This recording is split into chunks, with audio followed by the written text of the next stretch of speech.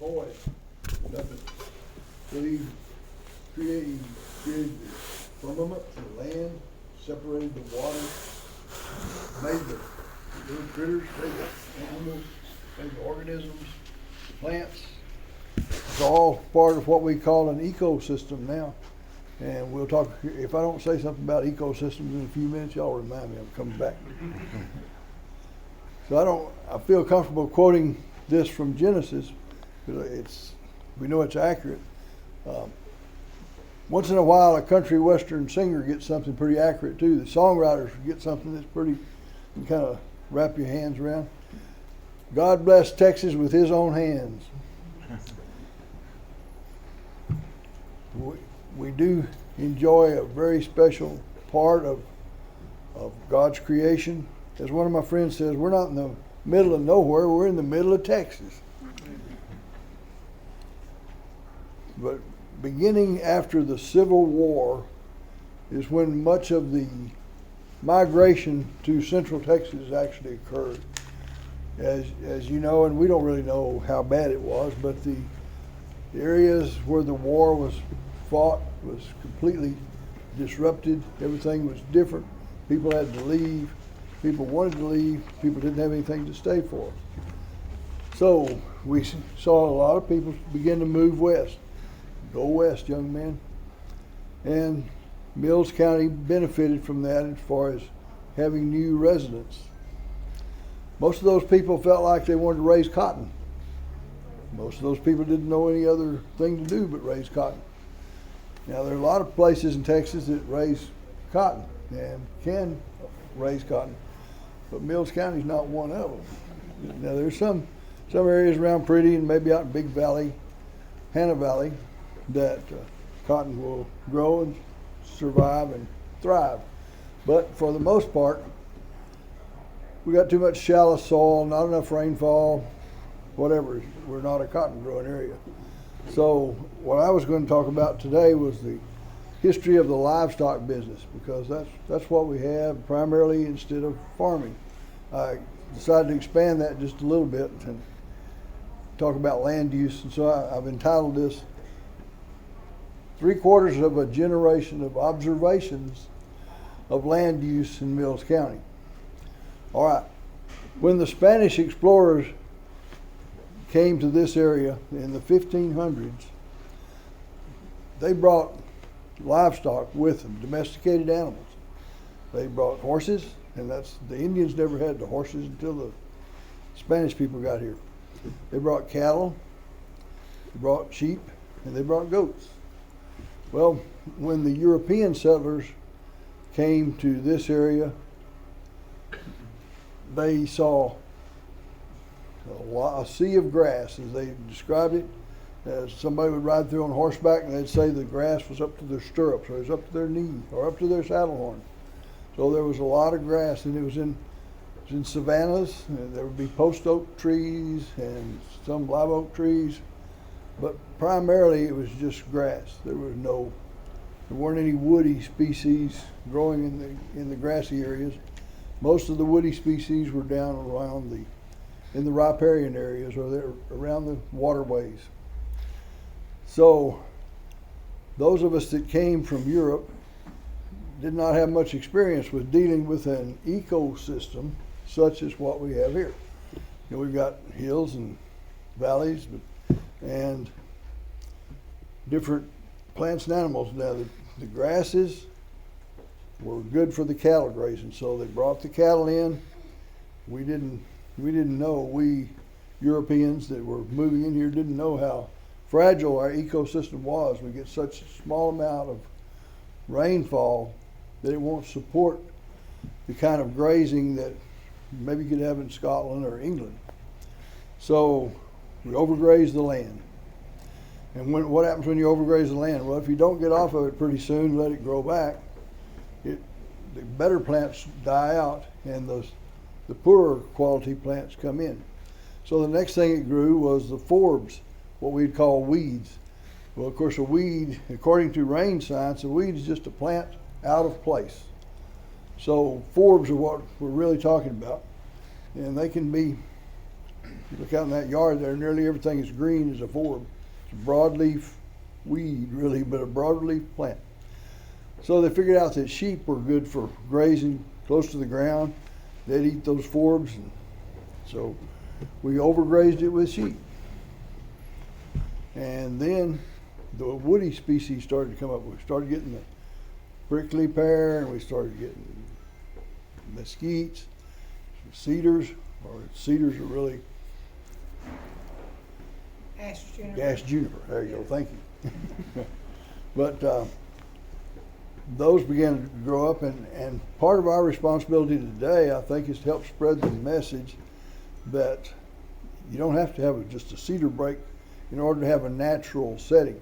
If you go from here to Austin, you don't see many areas that does not have a significant amount of cedar, ash juniper.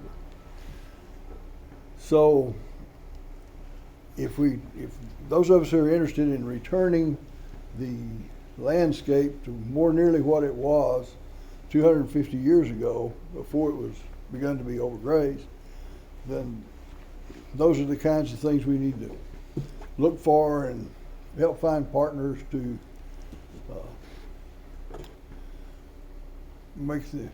to restore what we can. Now, in the years after the Civil War, between 1865 and probably somewhere around 1890, were the days of the cowboys and the trail drives. Now, those have had such a big impact on our history that we usually don't realize that that was a fairly short period of time. And it was right for what was going on, because in South Texas, for example, they had longhorn cattle that had been turned out maybe by the Spanish years before, maybe 200 years, 300 years before. So the Texas Longhorn was developed or selected for, and it was just right for driving up the trail from here to Kansas or wherever they might be going. But Williams Ranch was a big part of that overall situation, because they had lots of water, and so it's a good place to bring cattle. And they sold them at Williams Ranch. They had they call it their yearling sale. Of course, if you wean a calf, you wean him when he's about 9 months old usually. And when he's 12 months old, he's a year old, we call him a yearling. So by the time they wean the calves, get them driven up here from San Antonio area to Williams Ranch, they were maybe a little over 1 year old, year and a half. Now by the time they went all the way to Kansas, they may be 4 or 5 years old. Pretty tough, but the best beef they had.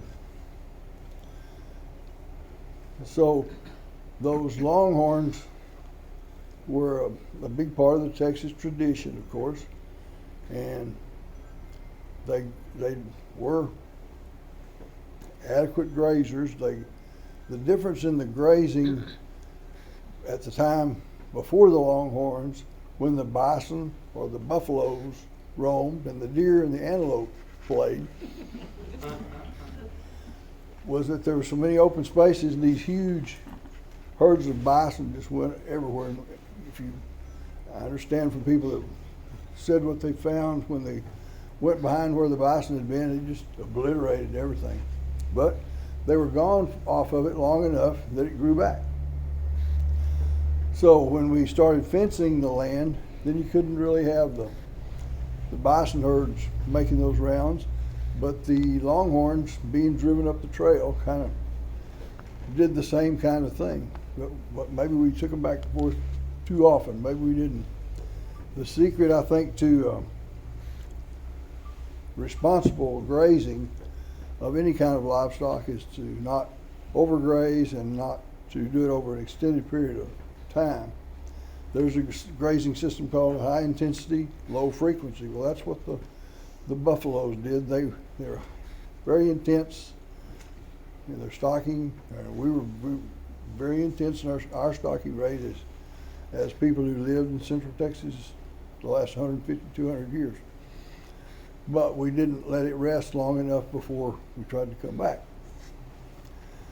So we saw a gradual shift then from cattle to more sheep, and then when the sheep we allowed the sheep to eat all the broadleaf weeds, as those cedars and mesquites and other trees came back, then we brought in goats. So the goats ate the little trees, and again, same process. If you don't move them around, you get it overgrazed. But it was also determined that in Central Texas you could graze all three species on the same place. So it was not unusual in Mills County to have sheep, goats, and cattle all grazing in the same pasture. Makes it a little difficult when you go to feed, but otherwise, not really a big problem. They can peacefully coexist. The goats that were brought here by the Spanish people were hair goats. They were for meat primarily, but what we called them in Central Texas was Spanish goats. In Mexico, they might have called them Mexican goats at one time. And then in the late 1800s, the Angora goats started to be imported. They came from Turkey, and the people in Turkey didn't want to get rid of all their goats, so they put a limit on how many could be sold, so they were unable to import the number that they wanted to import. So they started crossbreeding them with these Spanish goats that were already here. So they just gradually increased to higher and higher percentage of Angora goats. We might talk about how did the people of what's now Mills County market their livestock. Well, first we had the Longhorns going up the trail. Then we had local buyers who would go around from one place to another and buy calves.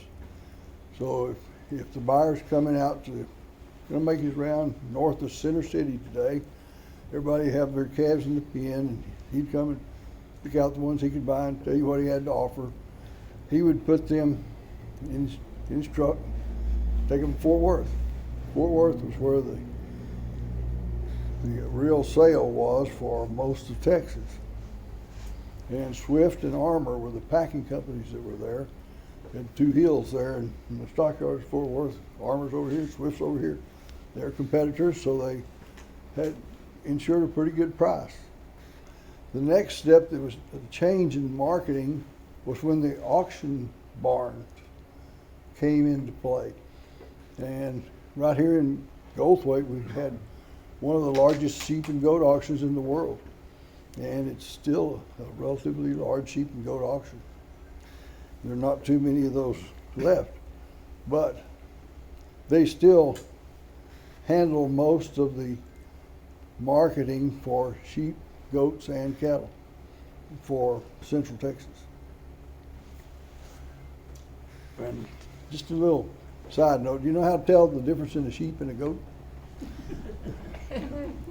You know, some goats have hair, some sheep have wool, some sheep have hair. Some goats have horns, some sheep have horns, some males have horns, some females have horns. Okay, the key to it, now this is the rule of thumb. If you walk up to the sheep or goat and say, do your ears hang low? Do they wobble to and fro? If they wobble, it's a goat. If they stand erect, it's a sheep. Let's see if that's going to be accurate. Anybody want to disagree with that? No. It doesn't work every time, but a lot of times it does.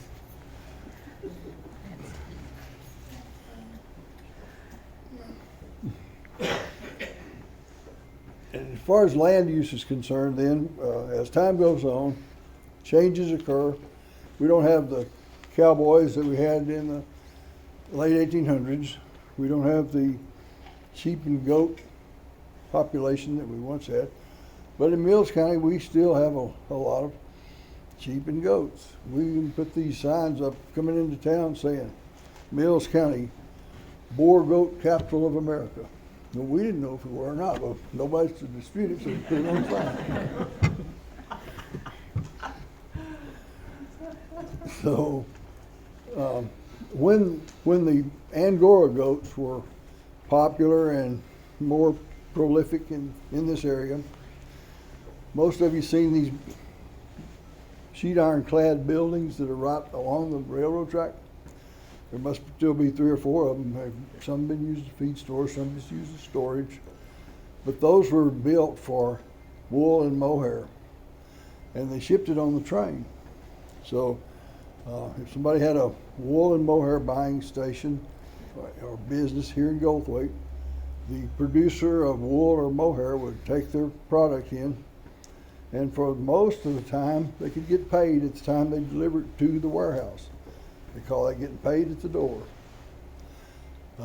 In West Texas, where there were larger holdings of sheep and goats, they typically waited to get their check until the mohair was sold and the warehouse processed it, and then they got their check.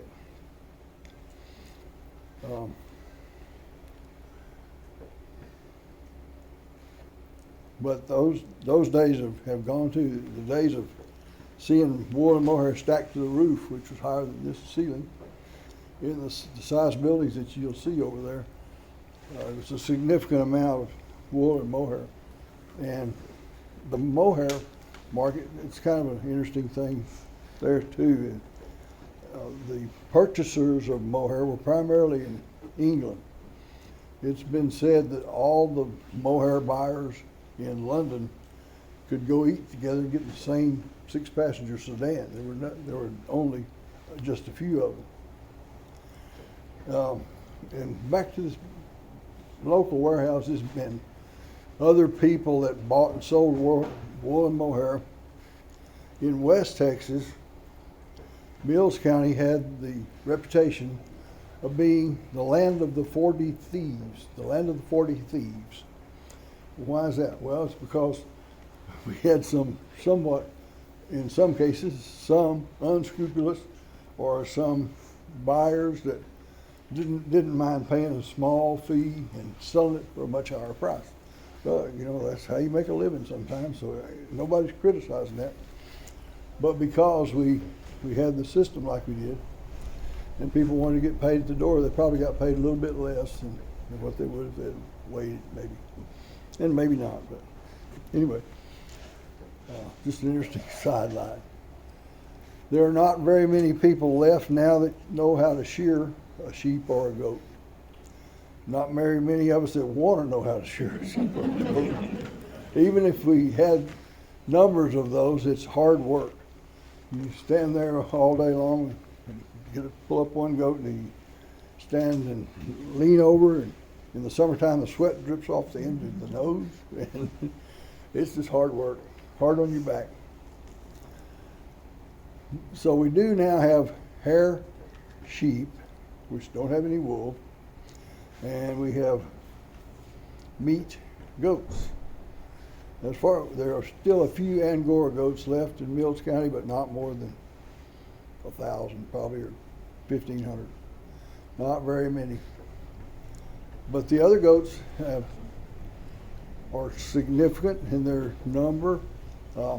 The other change that's happened is we never have eaten much sheep or goat meat in Mills County.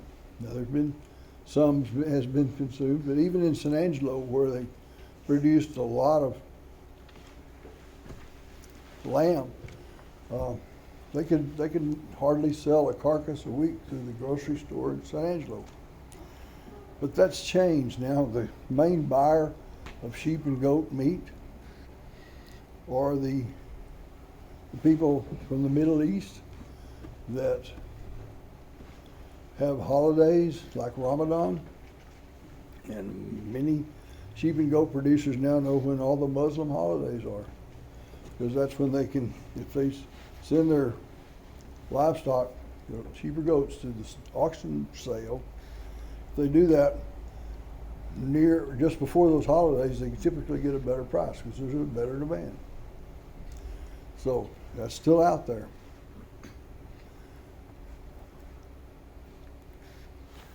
let's see what I forgot to get my notes out.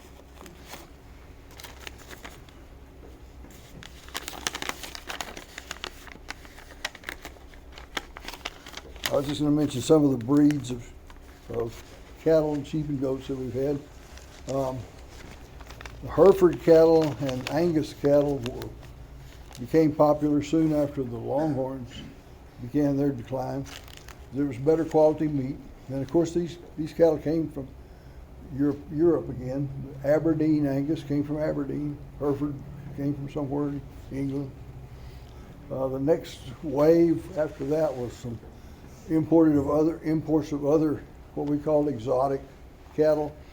There were such things as Simmentals, Limousin, Chianinas, but most of them came from France or Italy or some same general area.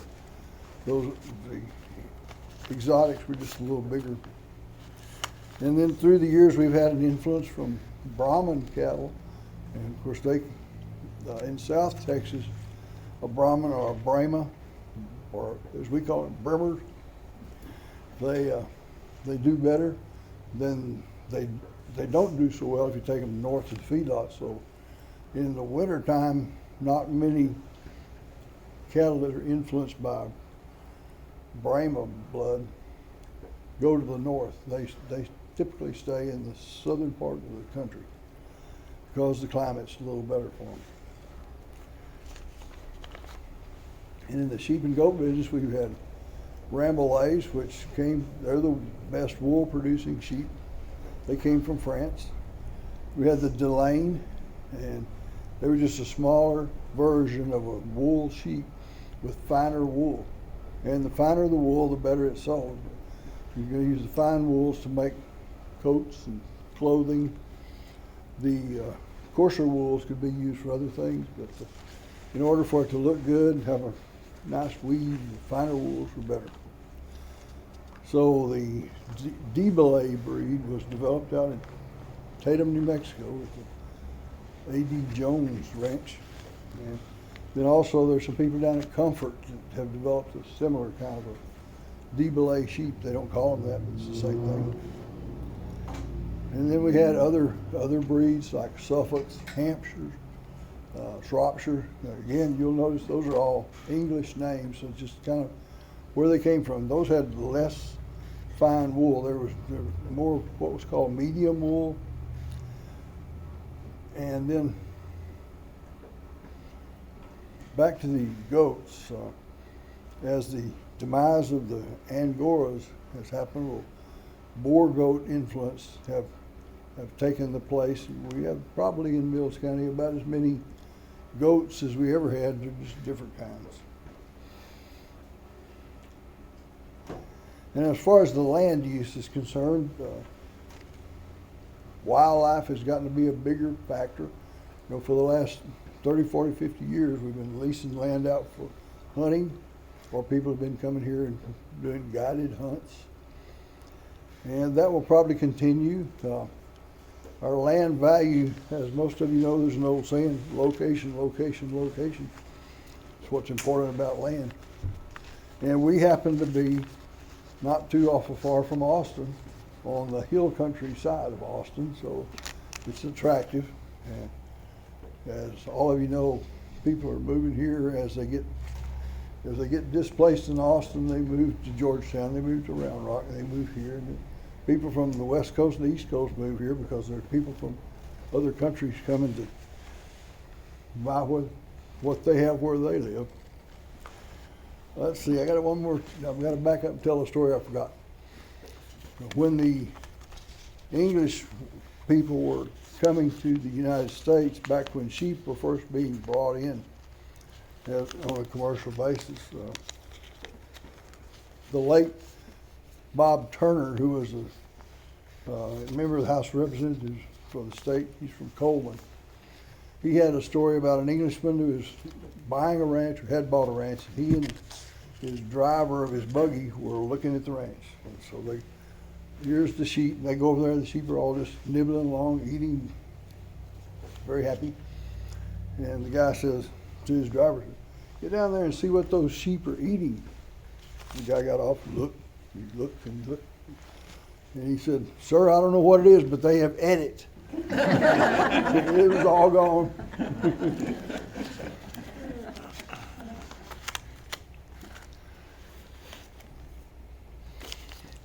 Two of the biggest things, I guess, that have happened that I can recall that affect the wildlife business and the livestock business were the eradication of the screwworm. Some of you know that, what that was all about. Some of you just have heard about it, probably. It's one of the best things the government ever did for livestock people. They decided that they could sterilize all the screwworm flies. Well, that's by radiation treatment. It turned out these sterile flies, and eventually it run through the life cycle of all the non-sterile flies. I don't know why anybody thought it would work. It didn't sound like it would work, but it did work. The screwworm was a terrible little critter. The fly would lay eggs on a cut or a bloody spot on an animal, and then when the worm, the larva, when the worm hatched, he would eat the skin of the livestock or deer. So if a baby fawn was born at the wrong time of year when the flies were active, or a baby calf or a goat, well, they would eat that flesh, and if nobody was there to treat it, the animal would die. And if somebody sheared 100 goats, say in the summertime, if they didn't check them every day, put medicine on the cuts that were there because of the shearing, about 80 of those goats would have screwworms, and you had to continue to doctor them. So that was a big change. And then when Camp Bowie came in, they bought land primarily in Brown County, but some of it was in Mills County, as several of you know. It was north of the Farm Market Road, which we call the Big Valley Road, and west of the Pecan Bayou. And the people that lived there had to sell their land to the government so they could be used for maneuvers, I guess, training of the troops for World War II. When it came back to them, I think they had the opportunity to buy it back from the government at the same price. But an interesting side note, the government retained any uranium or thorium that might be on that property. As far as I know, none of those have been found in Mills County, but that's the difference in the deed when it went to the government and when it came back. But the second thing that the government did that was helpful was introduce white-tailed deer into that old Camp Bowie area. So around Mullen had lots of white-tailed deer, and that's what's helped our hunting business. You know, we wouldn't have anything to hunt probably if Texas Parks and Wildlife had imported those deer and turned them out. So it was a good thing. Horace Brooks used to say that the population of Mills County would double on the first weekend of deer season. We had about as many hunters come in as we had people here already. And that's sure the way that was. Does anybody have any questions? Or anybody want to dispute something I said? It won't be hard to do. How about those screwworms? That's a hard job for me as a kid. Go back in them little barns, little Yeah. sheds, and always get back to the corner back there and hide out. That's right. You got screwworms. You're trying to get out. Drag them out, pour poison in there, and then smear pine tar over it, Yeah. so fly wouldn't bother them. No, that was turned my stomach job. There was a distinct smell to that too, wasn't it? Not good. But it sure was nice when I was out in the pasture and I see these little capsules of silver capsules and stuff laying around out there. I knew the sterilized flies. Yeah, And they disappeared after that. That's sure did. They kicked them out in little cardboard boxes too. One time they'd lift the lid so they could get out when the box hit the ground. But who would have ever thought that they could undertake such a project and make it work? We had to do mosquitoes that way. Yeah. Anything else? Thank y'all. Thank you, Tommy. I learned a lot. Okay, I think we'll have a drawing for our door prizes. And I'll read off contributors. Cadence Bank contributed an umbrella, an umbrella, an umbrella, an umbrella,